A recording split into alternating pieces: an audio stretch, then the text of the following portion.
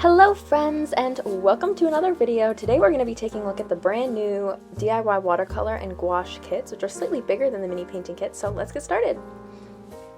So you will have your kits. We have the gouache kit and the watercolor kit, which are both slightly different paints, and we'll talk more about the differences here in a bit. Your kit may also include a mini mixing palette, and you can also purchase these separately in a pack of 3 online on my Etsy shop. And a brush, and if you don't have a brush, you're going to want to grab one. So let's take a look at what's inside each of the kits. Now the gouache and watercolor kits are the same except for the palettes. So inside each kit you're going to want to open up the plastic. They each come in a sealed cellophane bag and pull out all your little goodies. So you will have, first of all, a little sheet of instructions in the back, and these are basically just to get you started so you know how to set up your painting kit and how to get started painting. And there's a QR code in the corner that should link you to a bunch of printables that you can use with your kit if you decide you don't want to do it completely freehand. You'll also get 2 pieces of watercolor paper, one little practice sheet and one larger pre-taped sheet, which you'll be doing your main painting on. Now the larger pre-taped, both sheets are 140-pound cold press watercolor paper, and then you'll have your little palette right here. The watercolor kit comes with watercolor, and you'll get gouache here. So now we're going to talk a little bit about the differences between gouache and watercolor and what's so important about it. So here I have 2 palettes. I have the watercolor palette and the gouache palette. You can see I've used both of them, and you can get a bunch of uses out of these palettes after you've done your one painting, so be sure to hold on to that. So the main difference here is that gouache and watercolor are used the same way, but watercolor is a very transparent paint, whereas gouache is a very opaque paint. Many people refer to it as the opaque version of watercolor. So you can see here I have 2 lines drawn out. Sharpie, they're waterproof, so I'm going to paint over them and you'll be able to see kind of how the paint shows up differently. So here's the watercolor on the right side, and I'm painting over this, and you can see that when the paint goes over the line, you can still see the line completely. A good watercolor paint will be transparent but also very pigmented. So you can see this purple is pretty bright and it's transparent. And so now we have the gouache here. I'm also using purple. I love purple, if you can't tell. And you can see that it's a little bit more opaque and you can't see as much of the line when you go over it. So it's going to cover up that line. And the nice thing for that is it makes layering completely different when you're layering paints on top of each other. So you can layer your lighter paints on top of your darker paints without it being a problem, whereas with watercolor you wouldn't really be able to see them. So you can utilize white gouache as a really important tool when painting with gouache to change our colors, to lighten them up, and to add highlights and stuff, because our white will show up. It's amazing, and I love painting with white gouache, and I'm going to show you some of that here. You can see it just covers up the line. How cool is that? You cannot do that with a white watercolor paint. In fact, white watercolor is pretty much only ever used for mixing, since it doesn't really do much. And so here I'm layering some watercolor, and you can see it blends and it just goes right over the purple and doesn't really you can't really see the layers as well.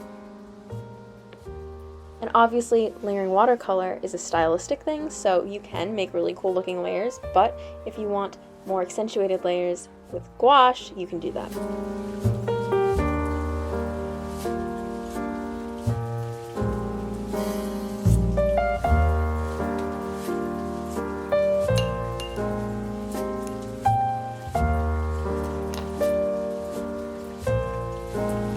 So now we're going to get started painting, and I'm going to show you how we're going to set up. So I'm going to put everything to the side real quick, and we're going to start focusing on our main piece of watercolor paper. As I mentioned before, this is cold pressed watercolor paper. It's 140 pounds. It's great quality.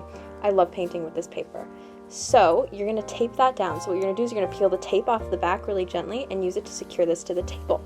What this will do is it will keep it from warping while we're painting. So if you want, you can also utilize one of the printables, and if you want to, this is when we're going to do it. So I'm going to actually use this Monstera leaf printable that you can find with that QR code. And I'm going to cut it out. So the big one is going to be used for the bigger piece of paper, obviously, and then the little one is like your little practice sheet, a little concept sketch art you can use for swatching colors. You can follow the same process, cut it out, graphite transfer, and it'll work perfectly. I'm just going to show you how to do this on the bigger sheet for today though. So we're going to be using, as I just mentioned, a technique called graphite transfer. And usually this is done with graphite paper, but graphite paper is sometimes hard to find. You can get it at art stores, but we're just going to do it with a pencil today. So you can see what I'm doing here is I'm covering the back with a thick layer of graphite from this pencil. It's just a regular number 2 yellow pencil. So once you've got the back really covered with that pencil, I'm going to flip it back over and set it on top of the watercolor paper. And so then I'm going to take the sharp tip of the pencil and I'm going to trace over the design.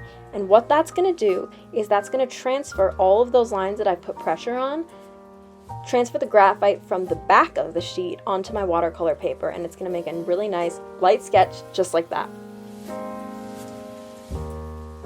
So now we're going to start painting. So first, if you've got a brand new brush, here's what you're going to want to do with it. So you're going to want to pull off that little plastic tip, and most of the time brushes have a sizing on it, which is an adhesive that is going to keep the brush stiff in transportation and when it's being sold in retail stores to keep it looking nice and to a point.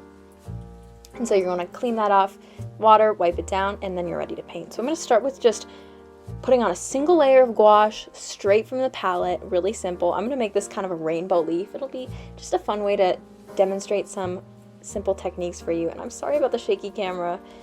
That was just from my desk moving around. But we're just going to start filling this space in almost like a coloring book and just getting a feel for how the gouache lays straight onto the paper and how much water we're going to need. And after a while, you'll see that we start filling it in a little bit more. So next I'm going to move and mix a little bit of orange. So I'm going to take some of this golden yellow and a little bit of the red on the mini mixing palette, and ta-da, we've got orange. So I'm going to fill that in a little above that. And then we're going in with the yellow above the orange, as is rainbow order, straight from the palette there. And again, still just filling this in with a single layer of gouache, just getting a feel for how the paint works on the paper. And I'm adding a little bit more orange there, blending it out a little. Then we're going to add some more yellow, keep filling that in. And next up, we're going to add the green. And so now again, I'm just laying this on, and I'm using a little bit more water this time so I get a bit of a lighter green, and you can kind of tell here. And when you use more water with your gouache, it's going to end up being looking a lot more watery. So now I'm going to show you a couple watercolor techniques. Now I am painting with the Gouache Kit, but I'm going to show you with some watercolors. So right now I'm doing a wet on wet wash, and we're doing some blooming. So what I'm doing is I'm covering the watercolor paper with water where I want the paint to go, and I'm dropping in little bits of this aqua watercolor, and you can see I'm not moving it, I'm not pushing the paint around, I'm just dropping it in there and watching it move, and it looks really awesome. Makes that really cool texture. It looks like little fireworks. And then I'm just filling in the top with a little bit of that purple, nice and transparent, and then I'm going to add in a little bit of blue. And you can see the gouache does not move as much as the watercolor because it has more fillers in it to make it opaque. And so now I'm going to go back in.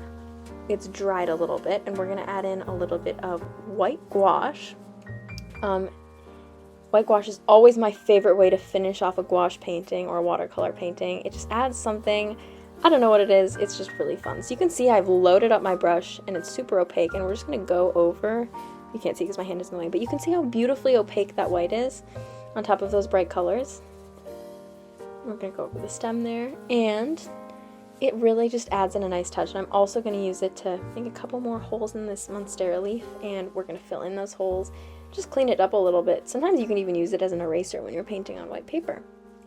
And so now we're going to do a fun technique. We're going to splatter the white. So what we're doing is we're loading up the brush and we're going to splatter it. And I'm splattering it on this darker red part at the bottom.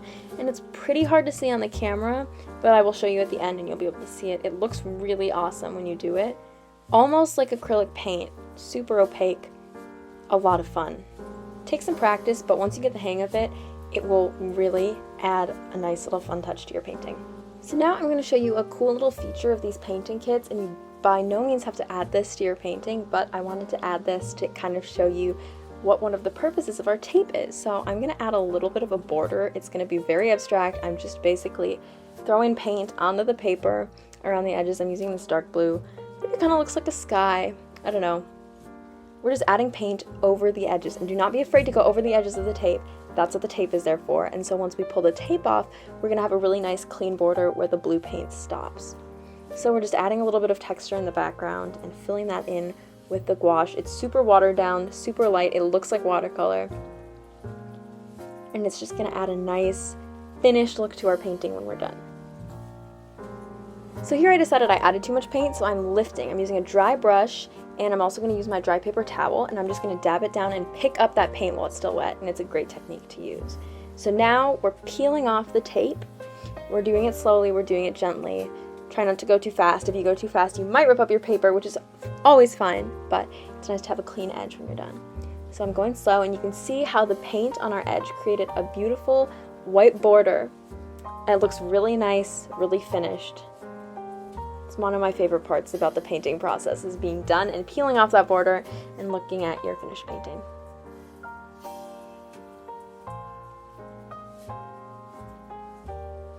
And you can see I went a little fast there and accidentally peeled up some of my paper, but just go from the other side, work slowly, and you'll be good. So there's our fun little finished gouache and watercolor technique leaf. I really hope you enjoyed this little video lesson walkthrough getting started. I'm not quite sure what this is, but it was a lot of fun. So now I'm going to show you some things you can do with this painting. If you don't want to hang it up, you could always give it to someone. You could turn it into a card. It's the perfect size. So like if I always love taking a black pen and adding some detail. So I'm going to write happy birthday, and this would make a perfect birthday card for someone.